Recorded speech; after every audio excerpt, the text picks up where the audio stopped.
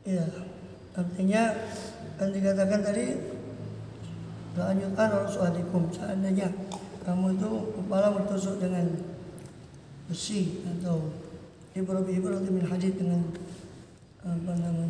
jarum daripada besi, itu khairun, lebih bagus daripada menyentuhan atau bersentuhan tanganmu itu dengan tangan wanita lain yang tidak halal. Itu jelas. Dan juga Rasulullah SAW jelas di Sahih Bukhari dan hadis-hadis yang lain bahwasanya Rasul itu dalam membaiat saja. Padahal baiat itu kan sesuatu yang penting karena janji setia kepada Islam. Itu membaiat laki-laki, memang beliau terkadang menjabat tangan kepalanya atau kepala suku dan sebagainya yang beliau jabat tangan. Tapi ketika beliau membaiat perempuan, beliau cukup mengucap dengan ucapan. Dan selesai membaiat itu, beliau mengatakan sudah saya baiat kalian dengan ucapan. Dan sama sekali kata Siti Aisyah, juga istri yang lain mengatakan tangan Rasulullah itu tidak pernah menyentuh tangan wanita lain yang bukan mahramnya, kecuali istrinya atau mahramnya atau budaknya, bahasa ayahnya itu. Dan sudah sepakat muktamad jumhur tidak boleh. Cuma yang saya yang saya habis pikir juga, ada sebagian orang yang belajar fikih, bukan orang bodoh, orang belajar fikih. Saya baru saja baca, mungkin nggak sampai sebulan ya, saya lihat postingan di sebagian Facebook, seolah-olah menuliskan dalil, seolah-olah ya, dia ingin memperkuat kebolehan orang itu bersentuhan tangan, walaupun di situ dia batasi katanya dalam persyaratan yang ketat dan juga untuk sesuatu yang ya bukan untuk semua tujuan, bukan bebas, tapi pada kiai dan sebagainya. Entah apa tendensi dia memperkuat itu, mungkin untuk memberi dalil kepada beberapa oknum tokoh agama yang kemudian dengan gampangnya dia salaman dengan santrinya. Nah, sekarang secara logika yang sehat saja, dengan siapa orang yang lebih suci dari Rasulullah SAW? Sampai Rasulullah kan, sampai di hadis itu diberi catatan sama Siti Aisyah di hadis Bukhari. Radhiyallahu anha, Siti Aisyah radhiyallahu anha itu memberi catatan ketika menceritakan hukum orang yang berkumpul suami istri ketika haid. Ya, memang Rasulullah SAW kadang tidur dengan istrinya ketika haid, riwayat Siti Aisyah, tapi dengan tetap memakai baju haidnya, itu Siti Aisyah. Tetapi Siti Aisyah di situ memberi catatan, salah satu istri Rasulullah SAW, siapakah faman yamliku irbahu, maka Rasulullah SAW yang berikutnya, siapakah yang bisa menguasai hajatnya, maksudnya hajat di sini adalah syahwatnya.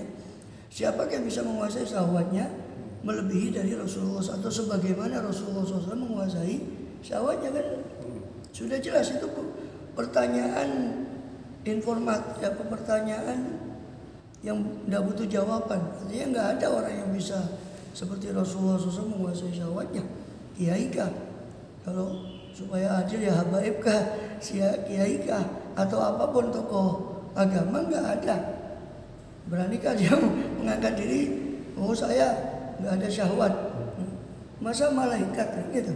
Apa kita malaikat? Kiai kan juga manusia juga, ulama juga manusia juga, kita juga semua manusia. Yang itu manusia nggak lepas dari syahwat. Pasti namanya syahwat itu ya, walaupun dalam arti naluriah, dalam arti syahwat itu kan memang naluriah, sesuatu yang sudah Allah kasih. Zuyina linnasi hubbu syahwati, Allah perhiaskan bagi manusia itu cinta kepada yang menyenangkan, termasuk di antaranya Allah sebut wanita. Kan gitu. Emang itu walaupun naluriah. Ada yang mengatakan itu adalah normal. Ya normal. Sih enggak normal, ya normal batumu sempal tak bilang. Ya, normal. Cuma yang enggak normal itu kamu melanggar syariat, itu yang enggak normal. Kalau memandang, loh, ya kan, kalau memandang tertarik, ada wanita yang memandang tanpa sengaja dia memandang tertarik, memang itu sesuatu yang normal kan? Siapa yang bilang itu tidak normal? Justru kalau ada ketertarikan atau apa dia menarik, memang kan namanya cantik itu kan relatif kan.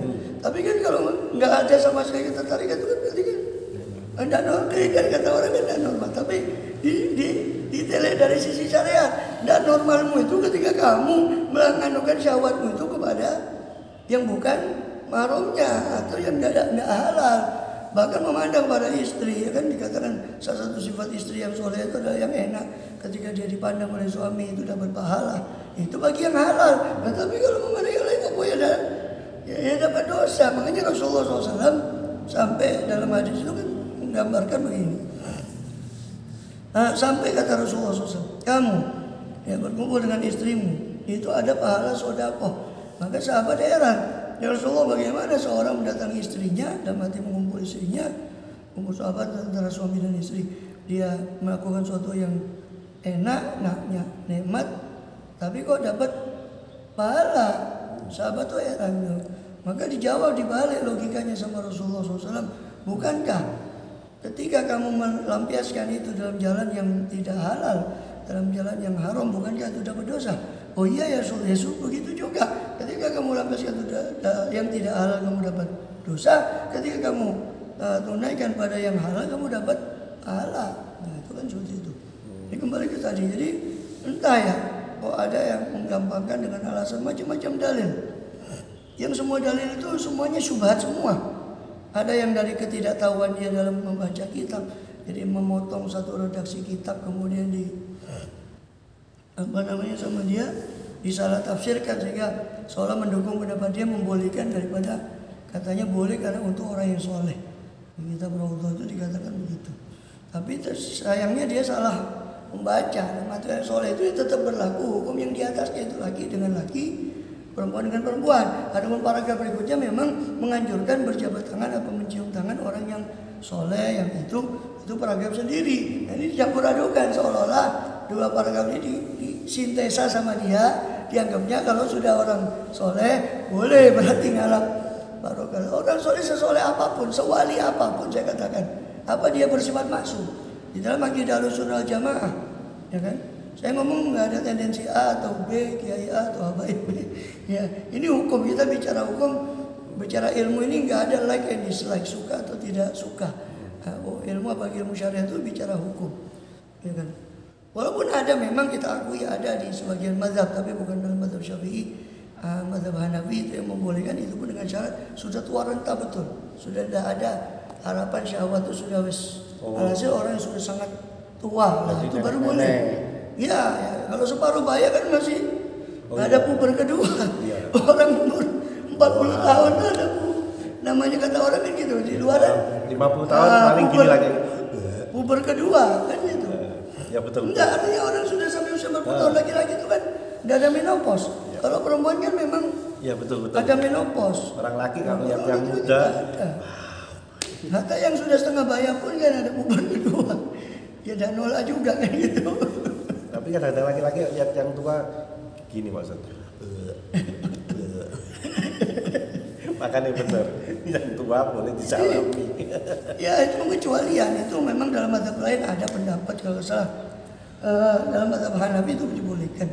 Ada yang lain menurut pendapat kuat mazhab Syafi'i tetap tidak boleh, walaupun atau boleh kalau di sarung tangan itu dibebet, terus boleh salaman. Nah, itu di atasnya, kain itu tadi.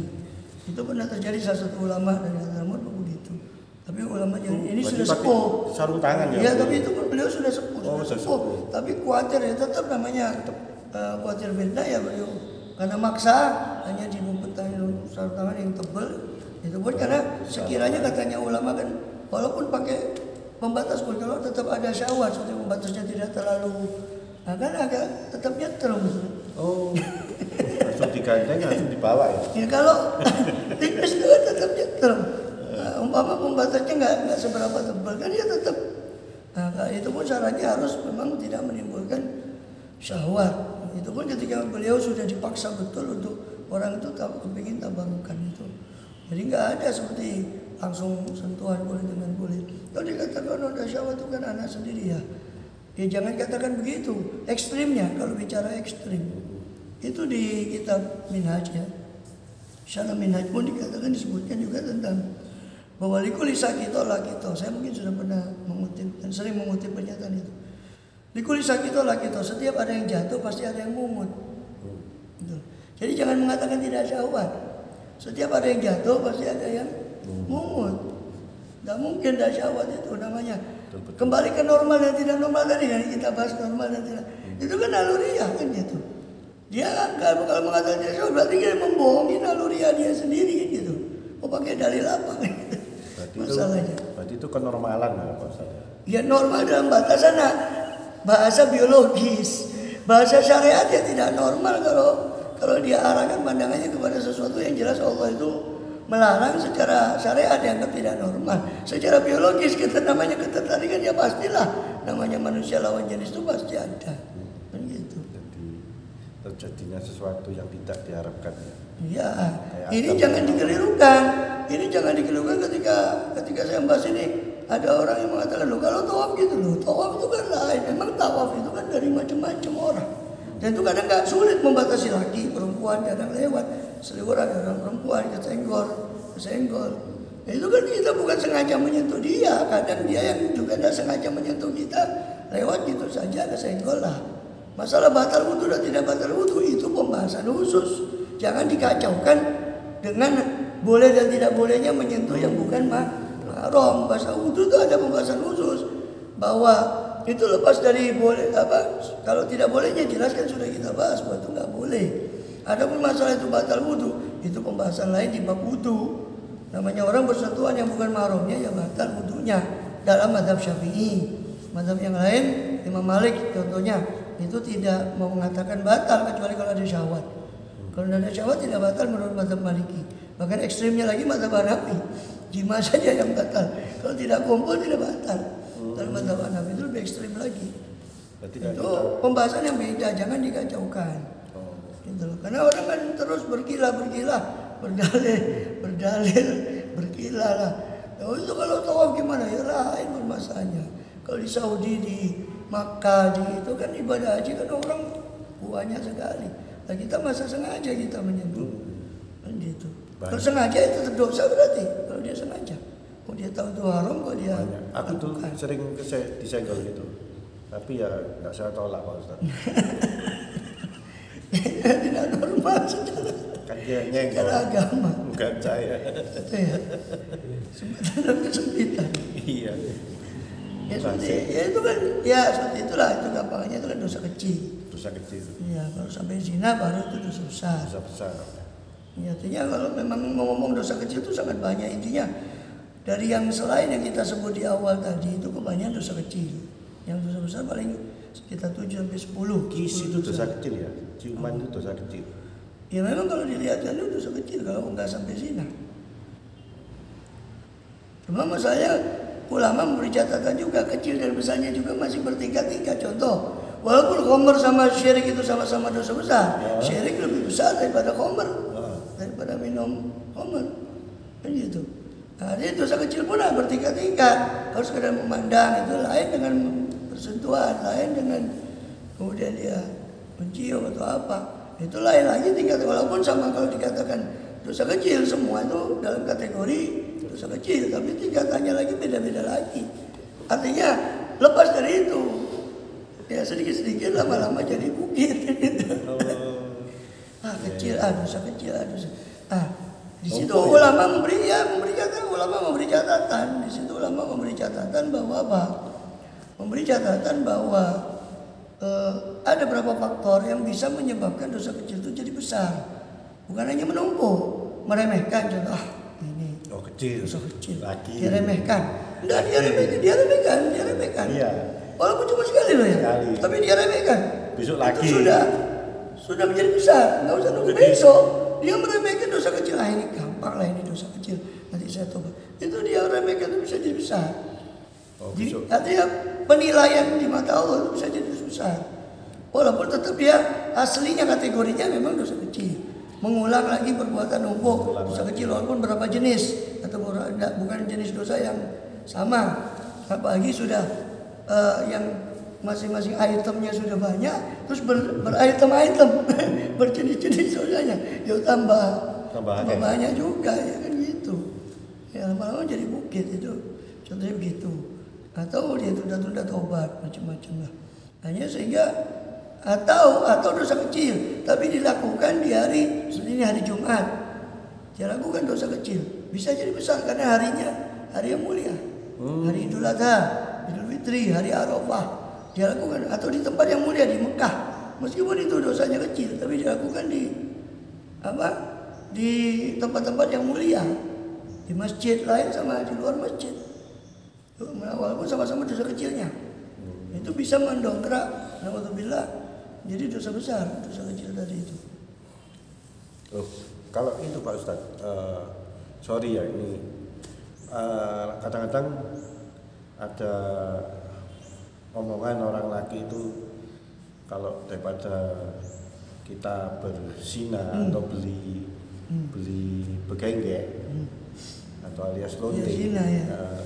itu katanya Kak, takut itu ya kita pakai sabun aja, itu diperbolehkan apa tidak?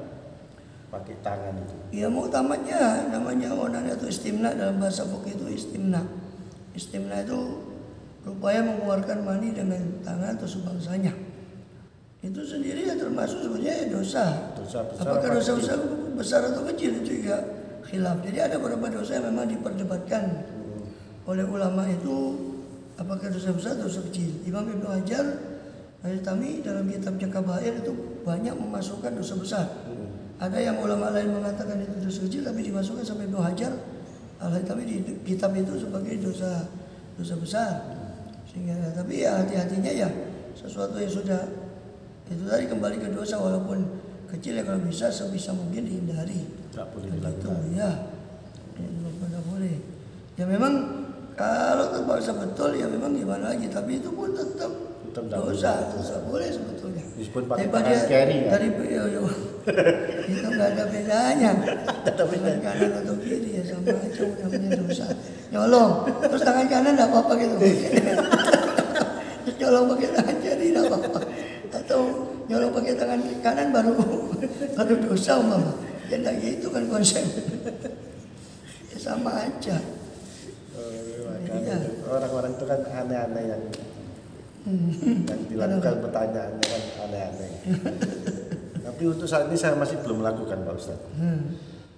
Kalau tidak ada kepikiran ke sana saya.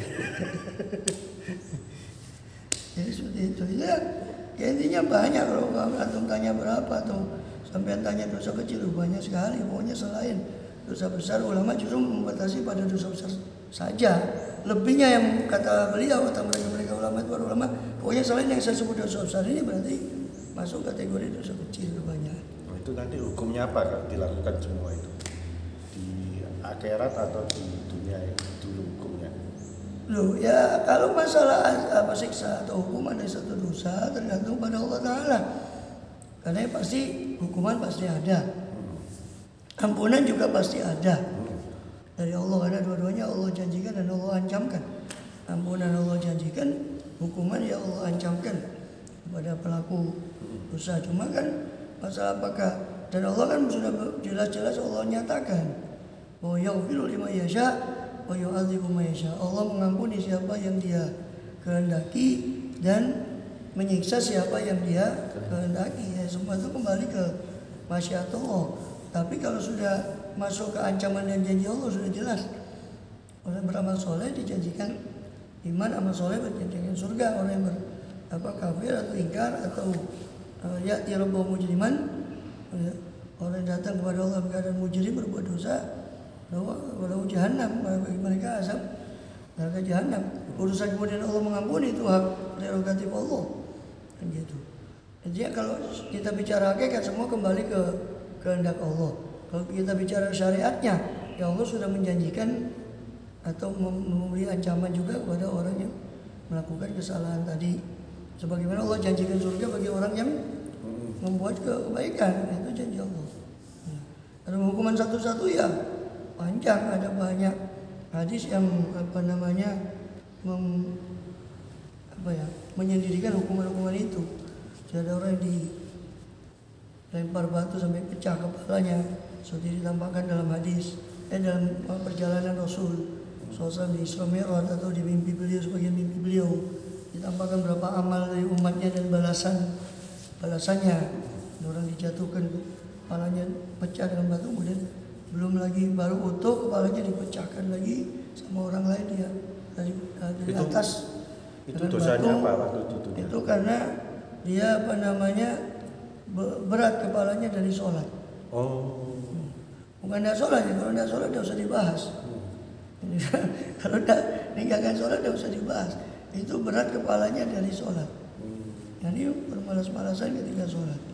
Macam-macam, ada yang digantung, payudah disogok, kemaluan supaya itu para berzina ya. Sebagainya ya, ada macam-macam. Kalau amer, Pak Ustaz, apa itu hukumnya? Kalau minum alkohol Khomer.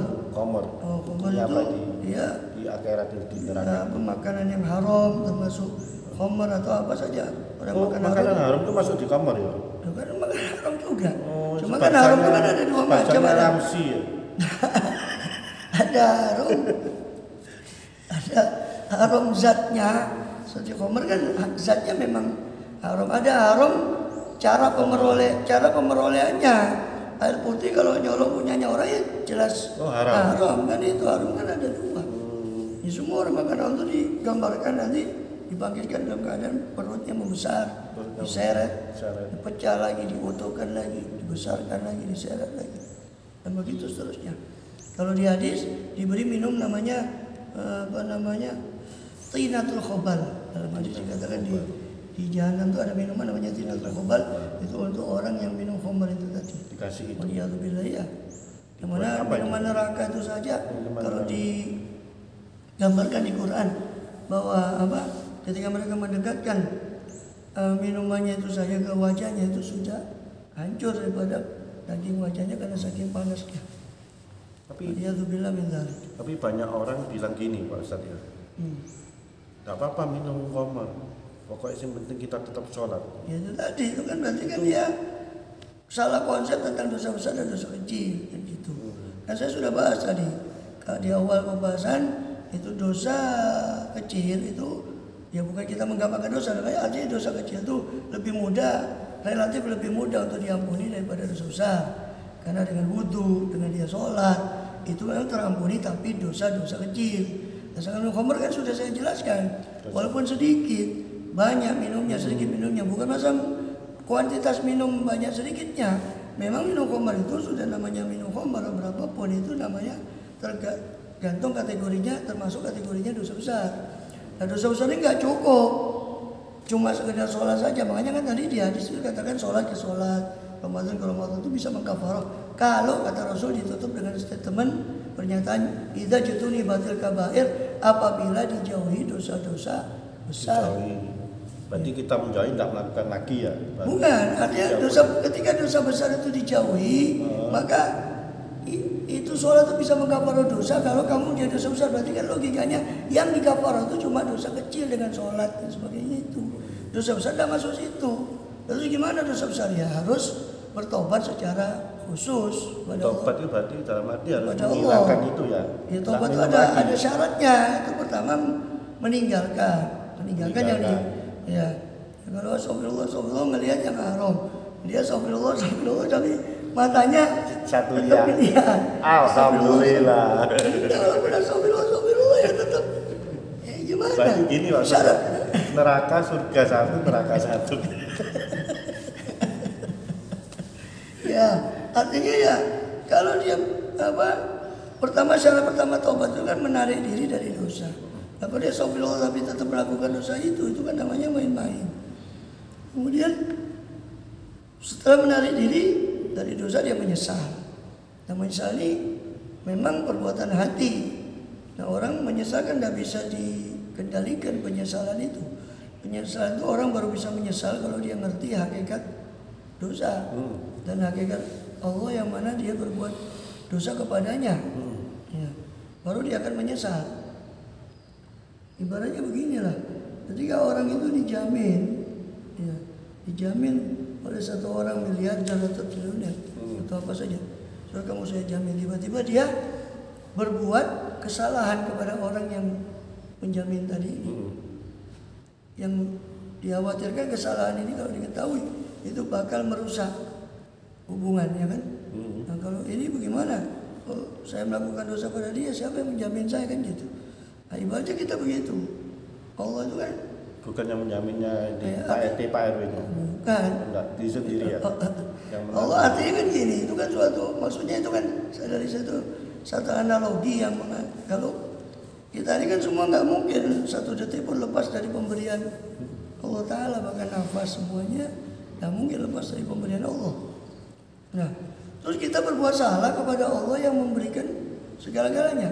Gimana rasanya kalau kita dijamin oleh satu orang terus kita berbuat salah sama orang itu? Kan kita harus segera menutupi kesalahan itu. Kalau enggak kan wah bisa putus ini Pak. Aliran listrik penjaminannya itu tadi kan enggak terus, enggak berkelanjutan. Nah, artinya orang itu akan menyesal ketika dia mengetahui bahwa dosa itu akan menghalangi hubungan dia dengan Allah, suatu kedekatan dia dengan Allah. Kedua, hakikat dosa itu lebih parah daripada racun. Karena racun kan paling banter, paling mentok, mati. Orang minum racun kan paling mentok, mati. Tapi dosa itu terus siksanya sampai ke akhirat, bukan 1-2 tahun. Artinya makanya dosa itu kata ulama jauh lebih bahaya daripada sekedar racun. Nah, kalau dia ngerti hakikat dosa itu, ibaratnya begini, kata ulama ada makanan enak, lezat sekali, tapi disusupi racun di dalamnya. Daging babi. Nah, bukan makanan yang halal. Halal dan enak, tapi disusupi racun. Ya. Nah, orang yang tahu, yang ngelihat ketika makanan itu dihidangkan dan disusupi racun, orang yang ngelihat pasti kan tidak akan mau makan. Ditawari pun dipaksa pun walaupun enak, kelihatan enak di atasnya penampilannya bagus, tetap tidak akan mau. Tapi orang yang tidak tahu kalau itu disusupi racun, ngelihat enaknya saja langsung dicocok. Mau ya. Kayak gitu. Ada donat sama es teh itu langsung dicocok ya. Orangnya mana Pak Ustaz? Langsung mati dia. Ya artinya kan ibaratnya nih, maksiat itu kan diibaratkan sebagai sesuatu yang hubungannya sama syahwat, kesenangan manusia. Ya. Tapi walaupun menyenangkan, tapi maksiat itu melanggar. Ibaratkan orang ditawari, disodorkan makanan yang enak, tapi di dalamnya ada racun. Nah, kalau dia ngerti, dia tidak akan mungkin mau. Sama orang tahu maksiat ini mungkin enak menurut syahwat dia. Tapi dia tahu itu ada racun, itu siksa Allah tadi yang bakal. Nah, dia tidak akan mau, gitu. Tidak akan mau untuk apa. Tapi apa ya, kadang-kadang manusia itu aneh Pak Ustaz ya. Dia tahu ini anjing ini haram, babi ini haram. Dia tidak berani makan, tidak berani megang. Tapi kok kompor ini masih diminum sama orang-orangnya. Sebenarnya kan sama semuanya, dosanya kan sama. Dosanya sama. Ya itulah tipu daya setan seandainya. Makanya dikatakan neraka itu kata Rasulullah SAW, hufatin nar bisyahwat. Neraka itu apa? Neraka itu dikelilingi dengan sesuatu yang menyenangkan. Itu sesuatu yang menyenangkan sehingga orang melihat maksiat itu sebagai sesuatu mungkin menurut pelakunya itu menyenangkan sehingga akhirnya dia tergiur untuk itu, untuk melakukan itu. Aku pernah bilang Pak Ustaz ya, loh kamu berani minum khamr, tapi kamu nggak berani makan daging babi, kan sama-sama dosanya. Maksud dosa kamu bikin setengah-setengah sekalian dosa saya lihat gitu kan bilang gitu sama Pak Ustaz. Gak apa-apa katanya. Itu berarti kalau dalam bahasa apa? Maksud saya kalau sudah terposok jurang jangan setengah, langsung mendelok langsung. Nah, ini contohnya apa? Contohnya apa, kafarah dari dosa itu langsung di dunia itu. Artinya kadang sebagian dosa itu Allah timpakan berupa penyakit. Yang mana itu menghapus dosa yang kata Rasulullah SAW sebagian adanya panas ya, demam yang dirasakan oleh orang mukmin, orang yang beriman. Itu bagian dari neraka yang akan dia rasakan di akhirat, tapi Allah timpakan di dunia supaya nanti di akhirat. Nah, itu hak prerogatif Allah kalau Allah ingin mengkafarah dosa itu di dunia. Yang celakanya kata Rasulullah SAW, orang yang kafir justru Allah akumulasi dosanya itu sehingga nanti ketika di sana dia dapat balasan langsung sekaligus yang dengan jumlah yang banyak, sehingga dia merasa di dunia saya berbuat gini toh katanya ada balasan, tapi ternyata saya ya oke saja. Itu kan hanya seorang orang kafir yang berkata seperti itu. Dan itu justru dia tidak tahu kalau itu diakumulasi. Itu hak prerogatif Allah. Ya, Allah mau berikan ujian di dunia. Ujian itu kalau sabar dia akan bisa mengkafarah sebagian dosa. Sudah dikatakan oleh Rasulullah SAW bahwa ada sebagian dosa inna minadz-dzambi dzamban. Soalnya daripada sekian banyak dosa itu ada dosa yang tidak dikafarah kecuali dengan kesumpakan dia dalam mencari rezeki. Ketika dia sumpah dalam mencari rezeki itu mungkin bisa jadi kafarah dia atau penghapus dia daripada dosa. Menghilangkan stres dengan cara meminum itu. Bukan. Itu dah. Ada ya khamr dan semua yang makan haram jelas namanya dosa ya dosa. Ya tidak ada dia memilih apa. Ya walaupun ada tingkat-tingkatan dosa, tapi kan dalam hal khamr dengan babi ya sama-sama haram mengkonsumsinya. Ya entah kenapa kok. Ya mungkin itu tadi tazyin dari setan, karena setan itu kan sifatnya itu selalu menghiasi kemaksiatan seolah-olah ya itu sesuatu yang baik. Maksud saya, lu berani minum ini, lu harus berani makan ini juga gitu Pak Ustadz. Iya. Jangan dosa, jangan kamu buat setengah-setengah itu. Ya itu, ya memang, cuma itulah di situ pinternya setan. Setan itu merayu ini lebih ringan, memang kan. Lebih ringan. Khinzir itu kan jelas-jelas di. Lebih ringan, ya minum ini cuma dosa sedikit tak gitu ya tadi setan. Ya bisa jadi mungkin, karena masih banyak setan itu kan selalu mengojong-ojoi orang supaya intinya terjerumus kepada kemaksiatan. Ada setan yang tidak seopini. Jadi seperti itu. Bisa jadi pola pikir karena khinzir atau daging babi ini kan juga disebutnya kan secara tegas di Quran. Khamr memang interpretatif, ayatnya itu interpretatif dalam arti najis dan tidak. Sebetulnya najis dan tidak najisnya saja yang interpretatif. Kalau keharamannya jelas haram. Cuma mungkin setan mengojong-ojoi bahwa ini lebih ringan, padahal ya sama-sama berat. Dan intinya kan setan kan tak peduli kan. Yang penting si orang ini terjerumus kan gitu. Apapun trap atau tipu dayanya ya. Berarti setannya berambut ya? Ya masalah setannya kepala hitam atau kepala hitam, hitungnya mana? Istidraj. Ya istidraj bisa jadi. Kalau istidraj itu beda lagi. Istidraj itu ya itu tadi orang lakukan pada orang munafik atau orang kafir supaya mereka menyangka saya kok melakukan dosa tapi ya fine saja.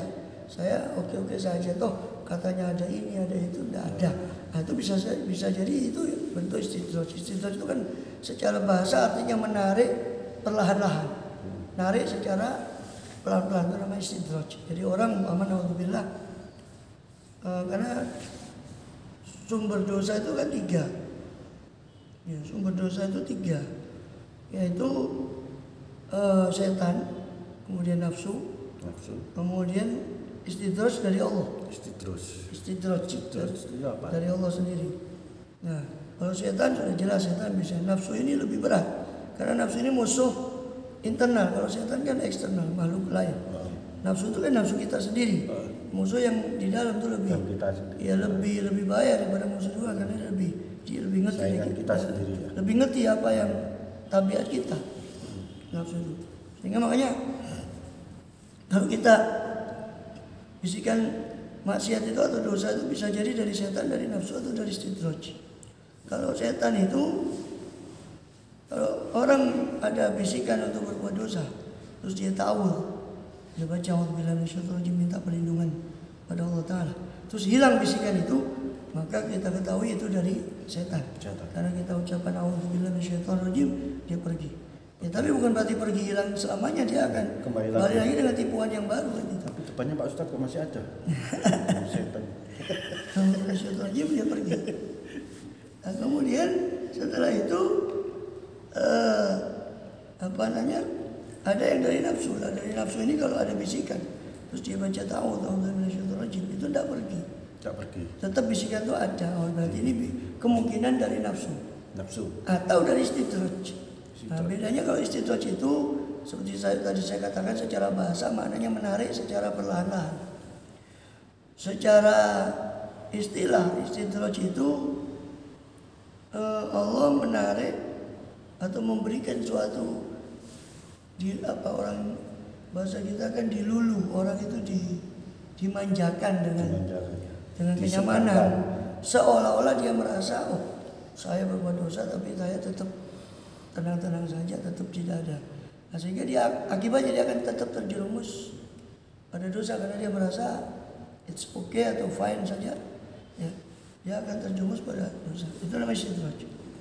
Contoh istidraj, seorang melakukan dosa, salah. Dia bukan malah tobat, malah menganggap enteng dosa yang sudah dia lakukan. Nah, penganggapan enteng dosa yang dilakukan ini bisa mengundang bisikan dosa yang berikutnya. Istidraj ini kalau bisikan itu buruk dari setan, istidraj langsung Allah yang ngasih, dan ini sulit orang keluar dari istidraj. Dosa pertama diikuti dengan dosa kedua, diikuti dengan dosa ketiga, terus begitu. Naudzubillah, kecuali kalau ada hidayah dari Allah dia bisa keluar dari ibarat lingkaran setan, lingkaran istidraj. Ya, itu dia baru bisa tobat. Kalau tidak, naudzubillah, dia akan terus terusan. Jadi itu namanya istidraj. Dan ini yang paling bahaya. Karena istidraj itu langsung dari Allah. Kalau setan kan bisa tahu. Ya. Naudzubillah, saya berlindung kepada Allah. Nah, kalau Allah sendiri yang ngasih istidraj, mau berlindung ke siapa? Ya tetap berlindung ke Allah. Tapi kalau dia merasa atau Allah ngasih hidayah, dia akan terasa, nggak boleh, saya sudah terjebak pada ini, dia akan sadar. Tapi kalau Allah udah ngasih hidayah, petunjuk, ya sulit, akan terus berkubang pada itu sampai itu istidraj. Ya, ini makanya banyak manusia itu istilahnya aneh-aneh Pak Ustadz ya, macam-macam. Ini ada lagi bilang gini teman-teman, lu daripada goda istrinya orang, lebih baik kita beli lonte. Nah itu gimana? Sama-sama. Kan itu kan termasuk dosa. Termasuk bukan gitu, ya dosa-dosa. Itu termasuk jadinya setan. Gimana caranya menjerumuskan orang ini ke dalam dosa? Dianggapnya lah dosa A dengan dosa B, padahal hakikatnya sama-sama dosa, bahkan sama-sama dosa besar. Dibuatlah oleh si setan tadi orang ini memandang bahwa ini lebih ringan daripada ini. Sehingga dia lebih milih yang lebih ringan. Seringan-ringannya dosa kan tetap tadi kan sudah kita bahas. Dia bisa jadi besar kalau diremehkan, kalau dilakukan di masa tertentu seperti hari Jumat, hari-hari tertentu atau dilakukan berulang, itu kan akan bisa jadi dosa kecil. Bagi zina yang walaupun dengan pasangannya orang, dengan naudzubillah dengan pelacur dan sebangsanya, ya tetap sama dosanya kan. Zinanya sama, status zinanya sama, status dosanya sama. Cuma pintarnya setan saja menipu ini tadi, ini loh, ini lebih ringan. Kita nggak melibatkan rumah tangga orang lain dan sebagainya. Itu tapi tetap saja. Nah itulah dikatakan setan itu akan membawa 1001 cara karena tujuannya itu saat. Makanya bedanya kalau antara dosa yang dari dorongan nafsu dan setan, kalau setan dibacakan tauhid dia pergi. Kalau nafsu dibacakan tauhid pun tidak akan pergi. Kamu baca depan anak ya Pak. Dia tidak akan pergi. Sama begini. Seorang nafsu itu tidak akan nafsu itu nggak bisa cuma dibacakan. Kalau artinya sumber dosa itu dari nafsu, ya sumber dosa itu dari nafsu, itu tidak akan bisa selesai selama kita belum mendidik nafsu kita. Mau dibacakan a'udzubillahi minasyaitonir rajim 100 kali pun itu sulit kalau itu pemicunya dari nafsu. Kalau dari setan memang ta'awudz itu masih ampuh lah, ta'awudz itu a'udzubillah atau isti'adzah. Kalau di nafsu ya harus dikekang nafsunya itu tadi. Nafsunya kekang nggak bisa, terpaksa yang bawahnya dikareti ya Pak Ustadz. Ya masalah mata, anggota badan ini kan cuma pelaku. Yang nyetir itu kan sebetulnya tersangkanya di nafsu internalnya itu otaknya tadi. Apa nafsunya? Ya nafsu lah. Nafsu. Kalau akal itu beda lagi. Ya. Karena nafsu itu yang mencetus. Nah, selama nafsunya itu tidak dikekang dengan cara apa? Tidak diperturutkan semua kehendaknya. Seperti hewan ternak. Kalau terus dikasih makan hewan liar itu dikasih makan dia akan tambah gemuk, tambah liar. Oh tambah liar. Tambah ya kan. Tapi kalau asupan makannya dikurangi, maka keliaran itu akan berkurang. Maka nafsu pun begitu, kalau dididik dengan puasa, dia akan bahan yang menjadikan dia liar tuh akan berkurang, ya, akan menyusut. Nah, kemudian hewan liar tuh karena nafsu itu diibaratkan hewan liar sama para ulama. Nafsu itu diibaratkan hewan liar. Kemudian Kemudian hewan itu kan selain dikurangi asupannya harus dididik seperti kuda liar, dilatih sampai menjadi jinak, dilatih untuk berlari macam-macam. Nah kalau manusia apa? Ya dilatih dalam arti banyak amal-amal sunnah sehingga disibukkan dirinya itu dengan perbuatan yang baik sehingga tersibukkan dari perbuatan-perbuatan yang lain, yang jelek ya. Itu. Oke. Jadi kalian sudah paham ya istilah-istilah dosa, terus hukumnya apa, terus gimana cara menyikapinya dari Pak Ustadz Muhammad. Jadi jangan lupa kalau mau komentar, kasih pertanyaan yang mau ditanyakan, silakan isi di kolom komentar.